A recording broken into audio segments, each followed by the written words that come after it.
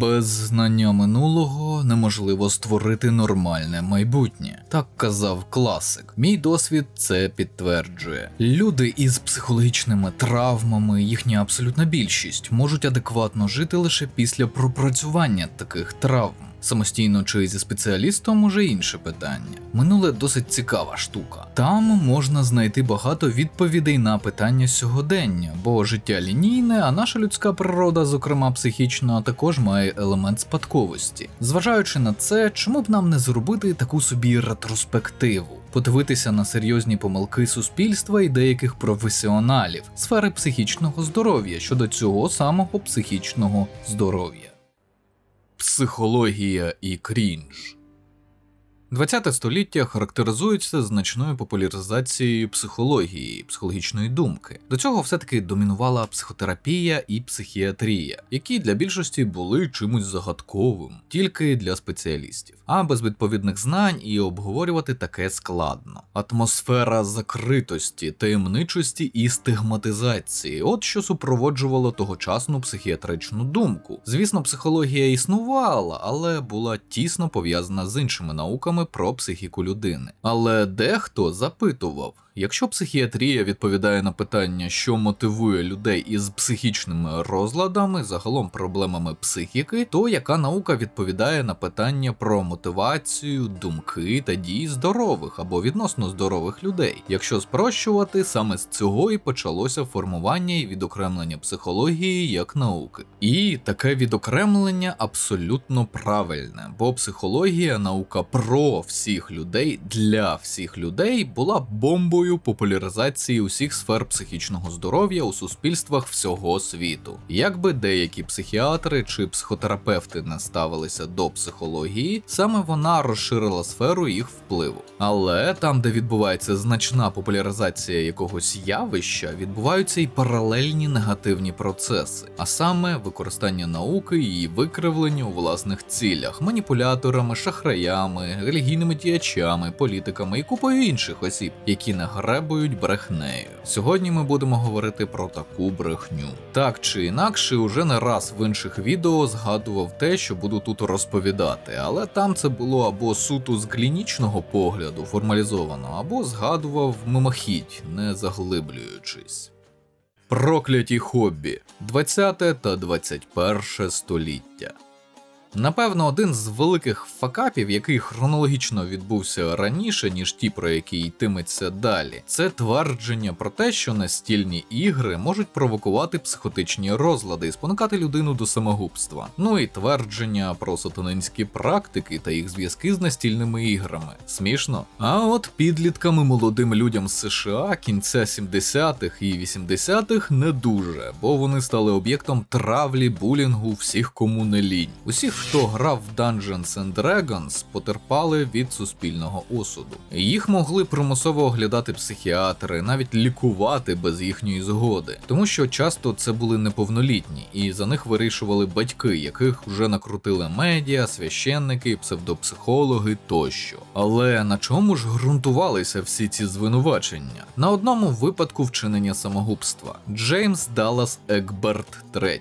Цей 17-річний юнак вживав психоактивні речовини, десь нелегально дістав зброю, пішов у безлюдне місце і застрелився. І це була вже третя спроба самогубства. Перші дві були невдалі. Так, коротко, це вся історія. Який зв'язок із ДНД? Приватний детектив, найнятий родиною для розслідування першої спроби, виявив, що хлопець полюбляв грати в ДНД. Саме з цього почалася масштабна кампанія гноблення. Потім доєднались священники, бо, бачите, у всесвіті ДНД існують демони і дияволи. Загалом негативні персонажі, але це не важливо, правильно? А коли істерія досягла піка, приєдналися деякі тогочасні психіатри і психологи з сумнівними твердженнями. Навіть фільм вийшов «Лабіринти і монстри», у якому обіграний психотичний розлад Джеймса, те, що він нібито загубився у грі і повірив, що вона – це реальність. Один із журналістів того часу, Геральдо Рівера, проводив так звані розслідування розслідування, у яких розказував про мільйони сатаністів США і їхню теорію змови, те, як вони промивають мізки дітям і вербують їх, і що саме ДНД – це щось типу екзамену на вхід. Пізніше він вибачився і підтвердив, що все це було, якщо не брехнею, то непорозумінням. До речі, запам'ятайте це, суспільство може звинувачувати у своїх бідах будь-що невідоме, незважаючи на те, що є інші видимі негативні відомі фактори. Нелегальні психоактивні речовини, зброя, свідчення друзів про дивну поведінку загиблого, тиск батьків на дитину тощо. Далі розглянемо схожий кейс зі скулшутінгом. Пізніше будь-які злочини, пов'язані з дітьми, підлітками чи молодими людьми, які грали в ДНД, пов'язували саме з впливом настолки на ментальне здоров'я і твердженнями, що гра спонукає коїти злочини і пов'язана з окультизмом, сатанізмом. Ну, бо було багато злочинів, начебто пов'язаних з цими явищами. У США цей період називають Satanic Panic. У 90-х, після досліджень наукової спільноти, які не виявили зв'язок між суїцидами, злочинами і ДНД, усе більш-менш стихло. Наприклад, Американська асоціація суїцидологів та інші схожі організації порахували, що серед гравців ДНД самогубств у середньому було значно менше, ніж в інших людей у межах досліджуваної вікової групи. А це 15-25 років, які не грали в настільні ігри. Наскільки менше? Десь на 80%. 128 підрахованих випадків за 10 років. А за спільною статистикою їх мало бути десь 1060. Пізніше зрозуміли, чому цифри саме такі. Бо настолки соціалізують, зменшують самотність, знижують ризик виникнення депресії тощо. А втім, до нас усе добиралося з запізненням. Відголоски того періоду відчули й українці. Щонайменше з декількох консультацій із клієнтами в 10-х роках дізнався, що в дитинстві їх засуджували за книги, включно з Гаррі Поттером, аніме, Наруто, Зошит смерті, ілюстрації, наприклад, на зошиті чи щоденнику, чи гру в настільні ігри, відеоігри, у яких хоч якось згадувалися демони, відьми, чорти, магія тощо. Тема майже винятково релігійних сімей, які слухали священників, які запозичили це у західних колег. Та й релігійні психологи теж цим не нехтували. Якщо ви думаєте, що постраждали тільки ДНД настолки, не кваптеся з висновками. Незважаючи на те, що Warhammer у нас був не такий популярний, і взагалі це було дуже дороге задоволення на початку 10-х років, це не заважало деяким психологам, особливо з неповною вищою освітою, називати фанатів Вахи інфантилами, дітьми, емоційно нестійкими та іншими зневажливими прізвиськами. Навіть колись відбивав фейспалми, коли на одній із лекцій з психології хтось питав про такі хобі у викладача. А викладач не придумала нічого краще, ніж почати принижувати всіх чоловіків, які цим займаються, а не працюють день і ніч. Тобто не просто зневага до вахерів, а й заперечення того, що Вархаммером може цікавитись дівчина. Спойлер, може. Іншого разу почув про вахерів таке: «Ото вони рухають ті фігурки солдатиків і щось там пів-пів. Краще б в шахи грали».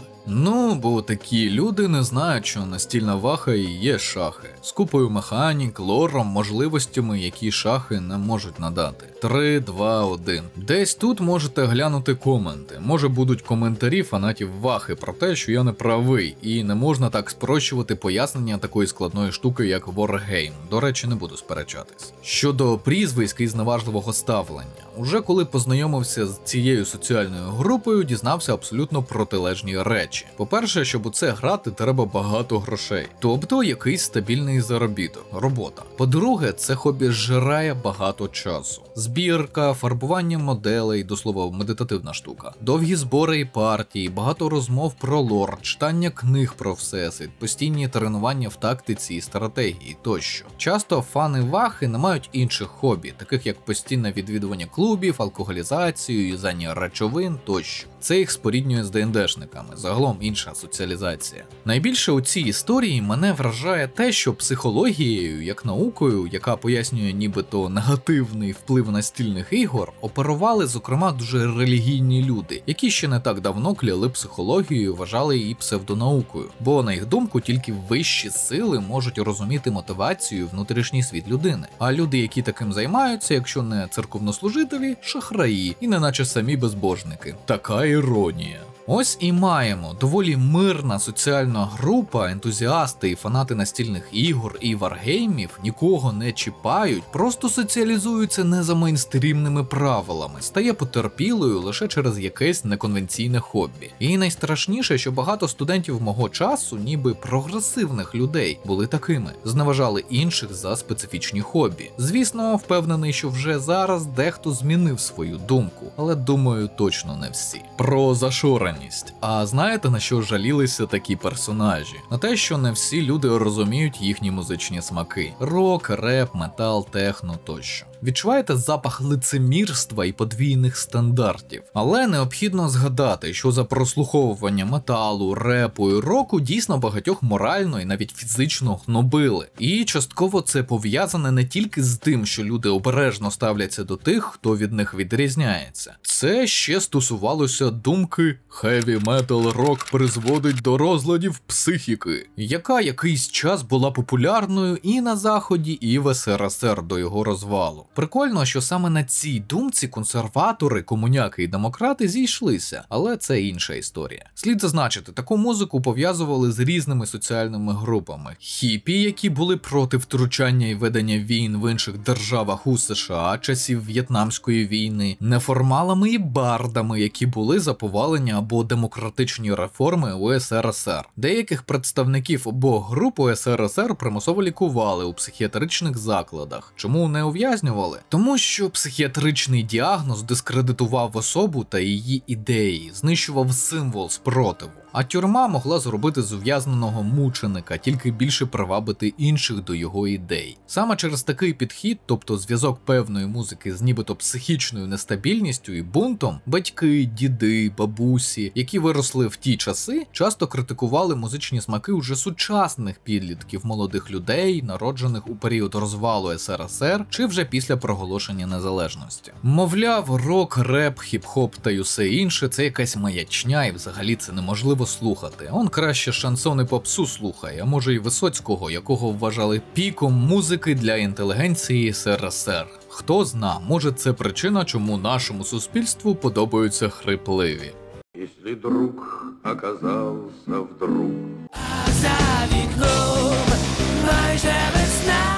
Але повертаємося до теми. Як ви думаєте, чому панікери відчепилися від настолок у кінці 90-х? Через факти, дослідження, твердження психіатрів? Ні. Поява нового ворога. Відеоігри стали новим солом'яним опудалом, на них просто переключилися. І тут у нас замість сатанізму і самоусунення на сцену вийшли скулшутінг і сексуальне насильство. Як це стосується відеоігор? Розбираємося. Перше, що необхідно зазначити, психологію тут використовували майже без змін. Основний тейк – відеоігри промивають мізки і провокують психози у молоді. Саме це було фундаментом будь-якого обговорення, ну і сатанізму. Без нього ніяк. Друге, як і у випадку Джеймса Далласа і ДНД, у відеоігр була своя особа, з якої і все почалося. Символ негативного впливу відеоігор на психіку, навіть дві особи – Ділан та Ерік. Скулшутінг – назва серії випадків, коли одна чи декілька осіб скоюють злочин, а саме розстріл дітей, підлітків і вчителів у школі чи іншому навчальному закладі. У США зареєстровано десятки таких випадків. Найвідоміший, напевно, Колумбайн в штаті Колорадо 20 квітня 1999 року. 13 загиблих, 24 поранених.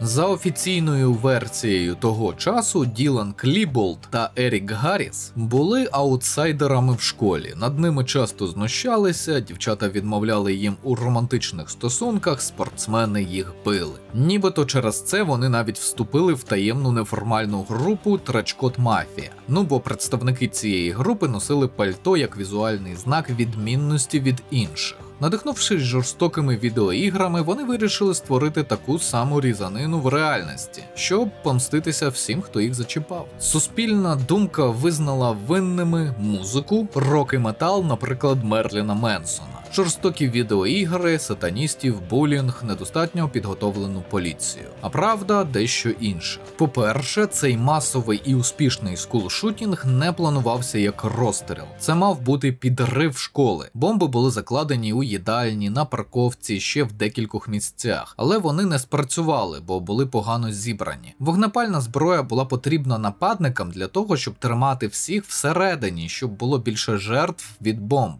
Це дуже важливо, бо спосіб вияву насильства говорить багато саме про особу, яка його вибирає. Підрив і стрільба дуже відрізняються в цьому аспекті. По-друге, мотиви. Ділан і Ерік не були зацькованими в школі. Навпаки, Ерік був достатньо популярним, активним у спорті, харизматичним. А Ділан, як його друг, отримував частину цієї популярності. У них було багато, якщо можна так сказати, друзів у всіх соціальних групах. Вони обидва, про це є свідчення, самі чинили булінг, чіплялися до інших, часто провокували бійки, приниження інших. І до неформальної групи Тренчкот Мафія вони не належали, то були взагалі інші підлітки. Після того, як бомби не спрацювали, Ерік і Ділан, стріляючи, не були системними у своїх діях. Деяких поранених і вбитих вони навіть не знали і не пересікалися з ними. Тобто помсти тут не було. Чи були у двох ініціаторів Колумбайна психічні розлади? За уточненими даними, так, посмертно за відеоматеріалами і свідченнями. У Еріка була сильна фіксація на собі, можливо, нарцисичний розлад особистості чи інший розлад особистості, бажання стати відомим, пристрасть до насильства та бійок. У Ділана була депресія і думки про самогубство. Можливо, тому він дуже швидко погодився на початковий план Еріка. Ймовірно, саме через це відбулася трагедія Колумбайна. Недостатньо уваги психічному здоров'ю двох підлітків. Вони готувалися рік. Теоретично, на будь-якому етапі хтось із них міг відмовитися. Однак, незважаючи навіть на те, що Ерік приймав антидепресанти, цього не сталося. Можливо, ліки були неефективні, можливо, більше уваги потрібно було приділити саме психотерапії. Медіа, релігійні особи, психологи і так звані розслідувачі своїми фейками, тобто ранньою офіційною журналістською версією, спровокували хвилю послідовників, які бачили себе у вигаданому образі вбивць, жертвами, які мстять своїм аб'юзерам, тих, хто їх зневажає. Хвиля скулшутінгів в Україні, і тепер це майже візитка США і їх системи освіти, як і зростаючі методи запобігання цьому. Ну, ви бачили в фільмах, документалках, металодетектори і багато охорони в навчальних закладах. Основна гра, яку критикували і пов'язували з трагедією – Doom.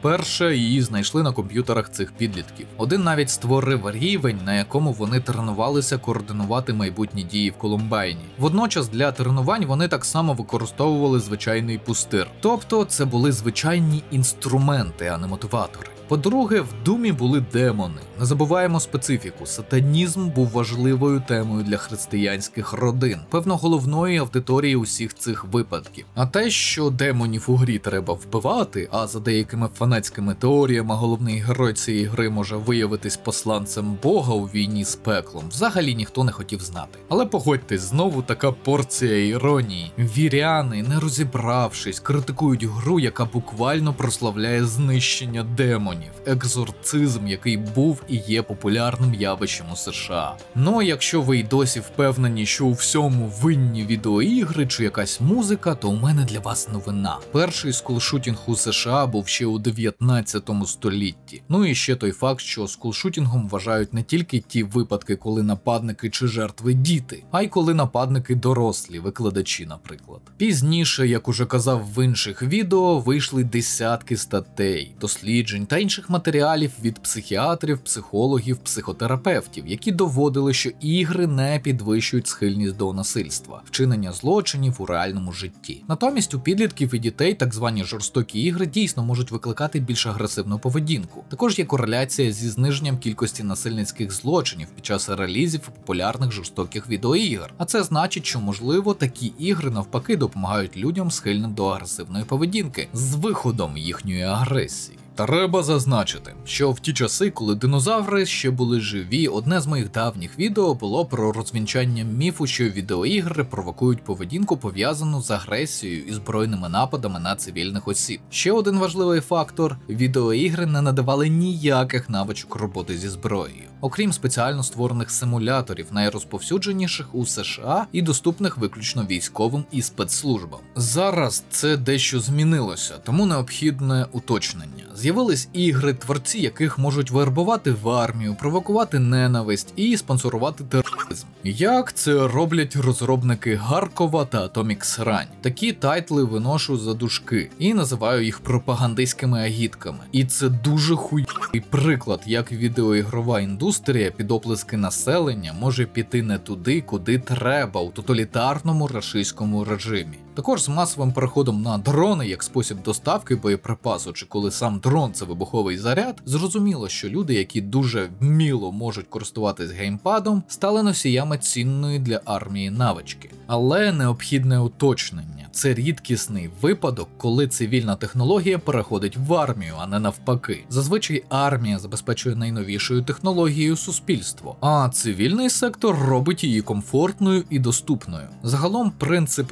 відеоігри не провокують насильство так і залишився сталим, незважаючи на вищезазначені уточнення. Коротко, причини, через які гра не може спонукати до насильства в реальності і навчити володіти зброєю. Перше. Зброя в іграх і в реальності дві різні речі. Наприклад, навіть дивлячись 10 тисяч годин анімацію перезарядки АК-74 в грі, ти не здобудеш навичку реальної перезарядки АК. Більшість сучасних ігор не можуть передати відчуття бою, вогневого контакту, прильоту тощо. Друге, у грі та в реальній зоні бойових дій в організмі відбуваються абсолютно різні гормональні процеси. Наприклад, ніколи не чув і не знаю задокументованих випадків появи тунельного зору у здорової людини не ветерана через відеоігри. Виняток – тригери ПТСР. От в бойових умовах таке майже норма. І, звісно, немає ефекту звикання організму до екстремального стану, який можна було б використати в реальному житті. Третє. Спосіб отримання зброї.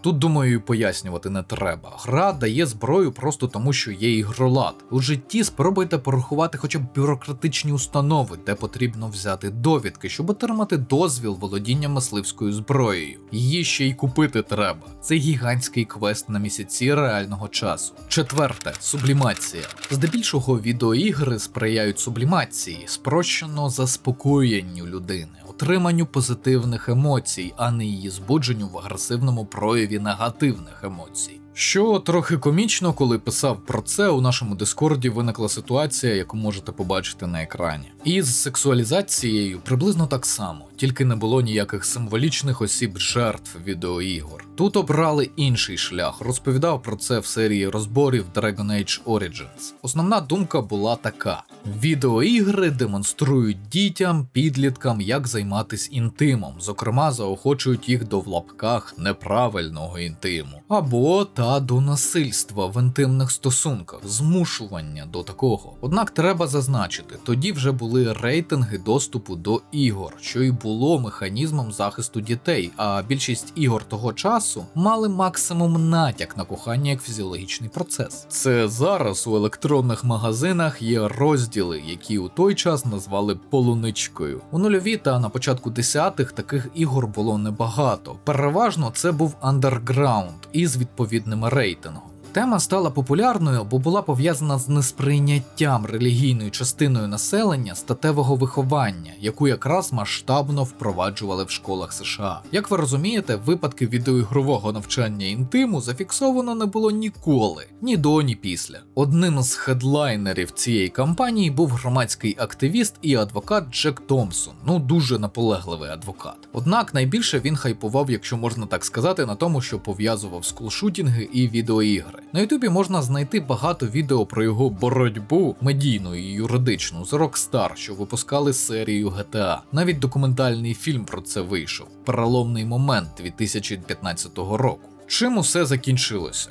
Декілька розгромних медіаматеріалів про Томпсона і його послідовників, особливо той, де вони зізнаються, що ніколи не грали в ігри, які вони обговорюють, і не можуть вказати, де саме відбувається навчання насильству. Серія програшів позовів Томпсона до видавців-розробників. Ну і в фіналі Верховний суд Флориди просто анулював посвідчення адвоката в Томпсона за повторювані образливі позови, які не мають суті. І знов таки, відголоски цього всього почули і ми. Уже казав у минулому відео, що бути геймером 90-х і нульових було важко. Гру в відеоігри після 12-14 років і так вважали інфантильністю, а скулшутінги і секс-скандали лише підливали масла. Тому іноді доходило до того, що геймери не тільки інфантили, а ще й агресивні і сексуальні збочинці. Особливо крінжово це звучало, коли подібне розносили люди з алкогольною, наркотичною залежністю і лудомани. Бо покер і слоти – це ігри вже для дорослих, принаймні в уяві багатьох пересічних українців. До слова, про алкоголізм і залежних робив окреме велике відео, посилання буде в описі. В якийсь момент просто перестав сперечатися з людьми, наводити докази, наукові дослідження, приклади, навіщо витрачати сили. Тоді зрозумів, що суспільство не зміниться. Завжди буде хтось, кого будуть виставляти і показово засуджувати. Просто щоб людям було що обговорювати, показати свою моральну перевагу, ну це вони так думають.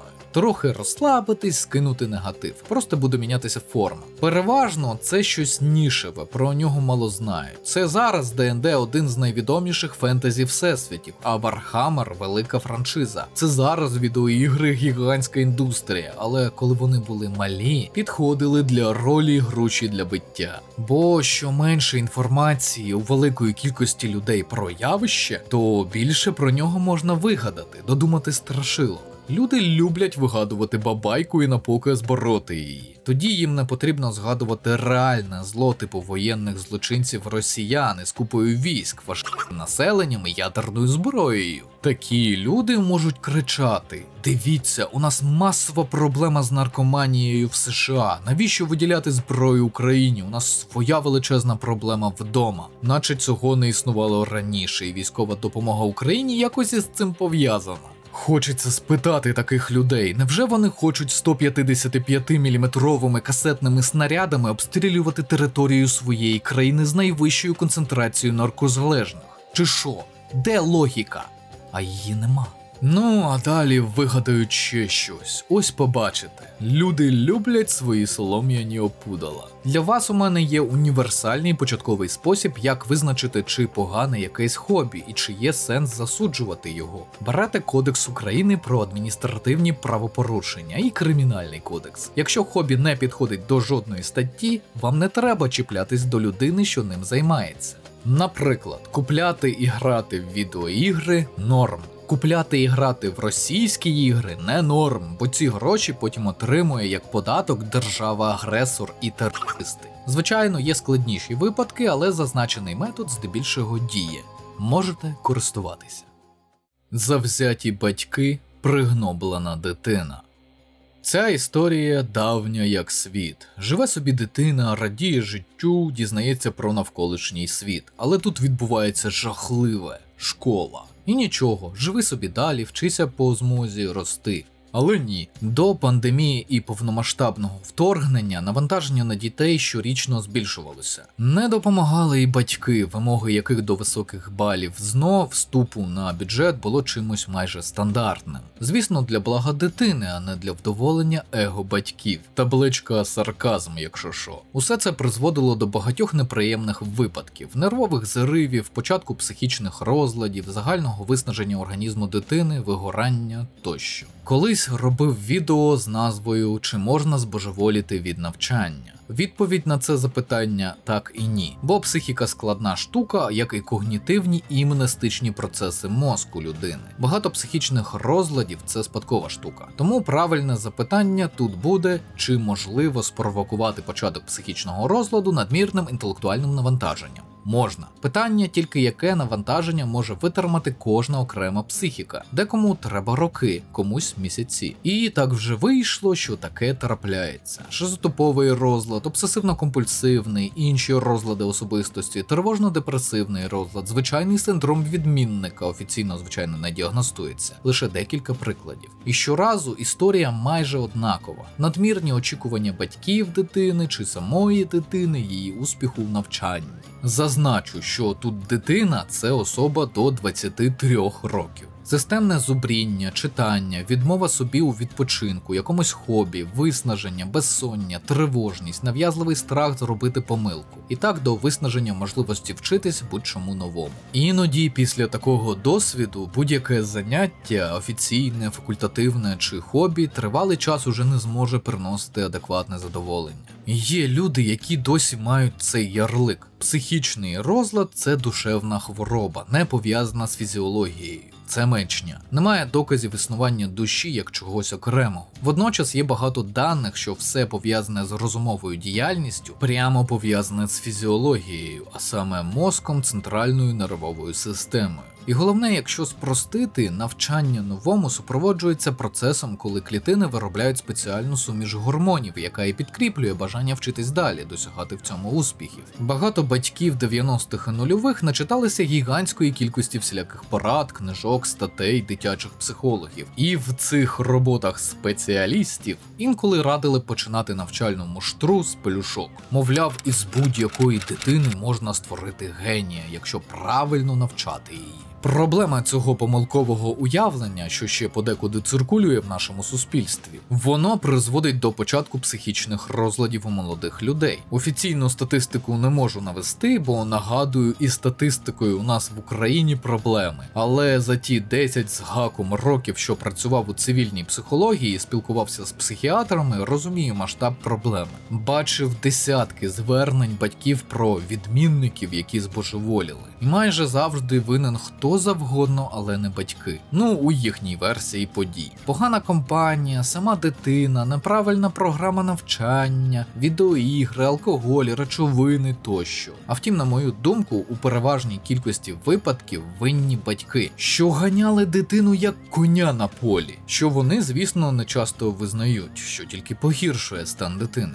Особливо ситуація з вищесказаним погіршилась після серії різної паршивості матеріалів західних псевдопсихологів разом з менталістами. Західний термін для щось типу психологів-екстрасенсів. Про те, що покоління міленіалів, зумерів, особливо нульових років, це діти індиго. От кого мені дійсно шкода, так це їх. Покоління, від якого очікували занадто багато без найменшої об'єктивної причини. До того ж, спектр очікувань був по-різному їбнутим. Від левітації, телекінезу і читання думок до звичайної геніальності. Оксюморон, звичайна надзвичайність. Але в головах таких батьків протиріч, на жаль, не виникало. Серйозно, на консультації приходили різні батьки здорових дітей, нейровідмінних дітей, дітей з розладами аутистичного спектру, які проговорювали це все, наче ми говоримо про якісь базові речі, а не про повну маячню. І якось переконати їх у чомусь було нереально, бо ця віра була величезна.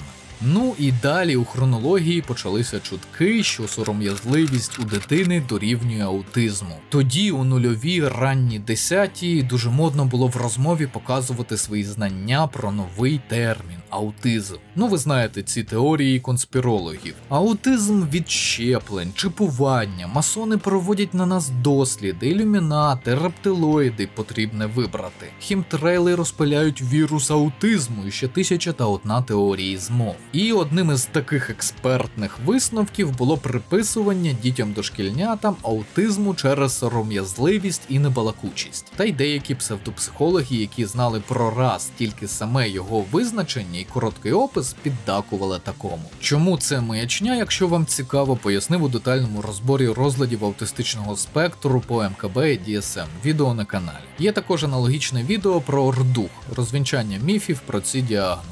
Ще одна сьогоднішня важлива тема для обговорення – проблема молодого покоління. Нове навантаження, спровоковане віддаленим навчанням. Хтось може сказати: Рептилоїд, яке там зараз навантаження? Останні роки 4 більшість на віддаленому навчанні, дистанційка. Діти стали ліниві. Треба, щоб вони гризли граніт науки, як колись. Це майже цитата з розмови, після якої мені стало дуже прикро за дітей конкретного того, хто це сказав. Так, дійсно, через пандемію повномасштабне вторгнення навантаження на дітей значно зменшилося. Принаймні так здається на перший погляд, бо багато уроків, занять, пар зараз викладають віддалено через інтернет, чи викладали донедавна. А от з іншого боку, про який інколи не згадують, навантаження збільшилось саме на конкретні частини мозку, пов'язані з увагою і концентрацією.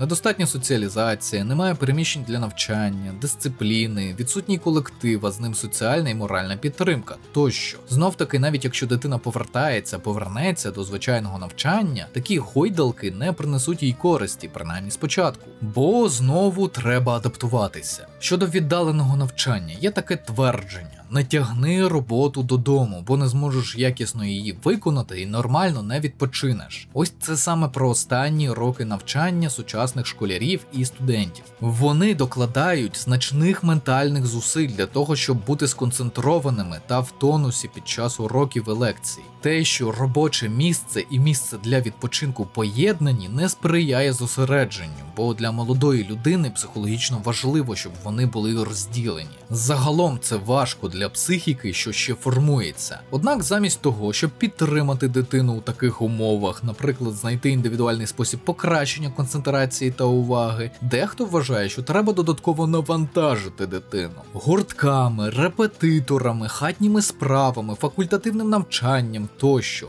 Це навіть рекомендують деякі психологи, мовляв, це буде відволікати дітей від страшних тем війни і кризи. І це так, але у всьому має бути здоровий глузд. До слова, схоже, практикують і в армії, аби чимось перевантажити голову, щоб не думати ні про що, чисто совковий метод. У підсумку вже й так розфокусована дитина ще більше поринає у прірву нездатності розподілити свою увагу, тому погіршуються оцінки, знання, що викликає у батьків ще більше гніву. Коло замикається. Не робіть так. Завжди між вибором накричати на дитину, навантажити її додатково і варіантом розібратися в проблемі, краще розібратися. Легко втратити момент, коли дитина почне ігнорувати освіту повністю, бо не сприйматиме методи навчання і своє навантаження. Пам'ятайте, ми всі сприймаємо життя і його прояви по-різному. Те, що легко для вас, для дитини може бути жах як складно. Допомагайте тим, кого ви перевели в це складне життя. Щонайменше це ваш обов'язок, визначений законом. Основні поради, які можу дати. Не намагайтесь зробити з дитини генія. Дайте їй можливість побути дитиною. Подумайте, чи потрібна їй та чортова золота медаль у школі, чи бюджетне місце у виші, чи дипломи з відзнакою. Та й взагалі, чи потрібна вища освіта конкретно з цієї спеціальності, якщо багато хто нею не користується або вчиться потім чомусь іншому. Не поспішайте. Щодо раннього виявлення психічних розладів. Багато, можна так би мовити, виявити, досліджуючи генеалогічне дерево, тобто спадковість, і систематичними оглядами педіатра, невролога, психіатра. Але гарантій немає. Психічні розлади все ще важкі у діагностиці та терапії, бо стосуються мозку і центральної нервової системи. Водночас, навіть якщо він є, це не кінець життя. Здебільшого не вирок. З ними можна жити і бути продуктивним, якщо лікуватися і дотримуватись рекомендацій лікаря. Висновки. Тут ми переходимо до невтішного фіналу вже нашого часу. Те, що зазначав вище, це лише яскраві приклади, як психологію використовують доволі дивні люди. Там ще й інші проблеми були. Некваліфіковані психологи, купа книг про самодопомогу, хороших і не дуже, коли, наприклад, про щасливе сімейне життя пише чоловік-аб'юзер і тиран. Загалом психологічна міфотворчість. Підсумком цього всього стала фраза «психологія не наука». Бо надто багато людей використовують це поняття для виправдання крінжової поведінки і для шкідництва. І багатьом реальним психологам, що використовують факти, дослідження, метадані, доказову медичну психологію, доводиться виправдовуватися, що той крінж, який недосвідчені люди, маніпулятори і шарлатани називають психологією, не є реальною психологією. Якоюсь мірою сфера психології теж стала солом'яним опудолом, яке тягають усі, кому не лінь, якщо їм треба прикрити свої факапи чи заробити гроші, популярність, визнання. Це частково, до речі, через те, що психологію вважають легкою гуманітарною наукою, яку може засвоїти будь-хто в будь-який час. Так, звісно, психологія якоюсь мірою має нижчий поріг входу, ніж психотерапія чи психіатрія. Однак це складна сфера, бо оперує такою комплексною темою, як поведінка і психіка людини, яку часто не можна просто типізувати і навіть систематизувати. Уже згадував це у відео «Акцентуація», що психіатри і психологи увесь час намагались якось полегшити свою роботу, створюючи ярлики характеру, темпераменту, психотипу тощо. Спойлер, вийшло хуйово. Бо людина, її внутрішній світ – це складна система.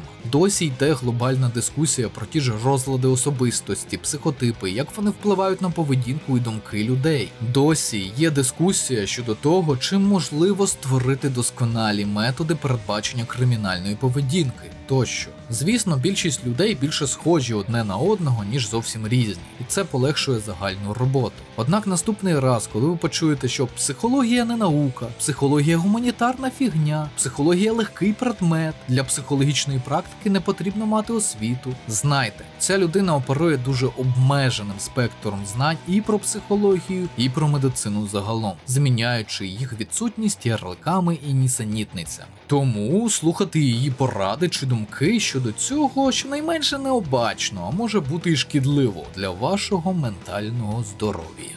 А на цьому будемо завершувати. Канал вашої нібіріанської ящерки також можна підтримати за посиланнями в описі. На вибір 3 варіанти на ваш смак: Patreon, BuyMeACoffee та Donatello. Потім розрахую з вами класичними матеріалами про кризову і військову психологію з оглядами та розборами відеоігр, звичайно, українською. Нагадую, що всі патрони можуть поставити питання у коментарях під відео, на платформах підтримки та в особистих повідомленнях. Ці питання обов'язково побачу і відповім у межах своєї компетенції. А ці поважні пані та пани вже підтримали канал. Шана та дяка. Підтримуйте україномовний YouTube. Вірте в ЗСУ. Все буде Україна.